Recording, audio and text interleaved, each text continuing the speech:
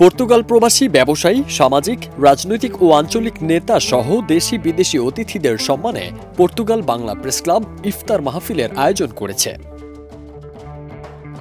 22 March লিসবনের দিজাজ রেস্টুরেন্টের হলরুমে আয়োজিত ইফতার মাহফিলে আলোচনা করেন মার্তিম মনিজ বড় মসজিদের সানি ইমাম ও খতিব মাওলানা Kayes Ahmad Abdullah.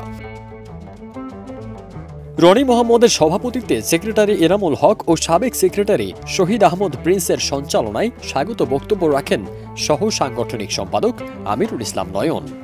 Portugal Bangla press club প্রতিষ্ঠিত হয়েছে ভয়েস অব পর্তুগাল বাংলাদেশ কমিউনিটির জন্য। এখানে বাংলাদেশ কমিউনিটির একটা ভয়েস হিসাবে কাজ করবে, এই লক্ষ্য আদর্শ নিয়ে আমরা আমাদের যাত্রা। এটা এখানে কোনো রাজনৈতিক সংগঠন না, আমাদের কাছে কোনো রাজনৈতিক পরিচয় বড় পরিচয় নয়। আমাদের কাছে আপনি একজন বাংলাদেশী, এটা হচ্ছে আমাদের কাছে সর্বপ্রথম আপনার পরিচয়। 2021 সালে প্রতিষ্ঠার পর থেকে পর্তুগাল বাংলা প্রেস ক্লাব প্রবাসীদের সুখ দুঃখে নানা উন্নয়নমূলক কাজ করে আসছে। তাদের নিরপেক্ষ সাংবাদিকতা প্রবাসীদের আস্থা অর্জন করেছে।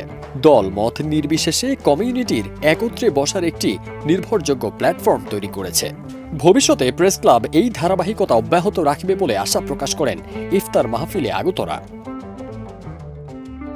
ইফতার মাহফিলে ফিলিস্তিন সহ মুসলিম উম্মার শান্তি কামনায় বিশেষ মোনাজাত করা হয়।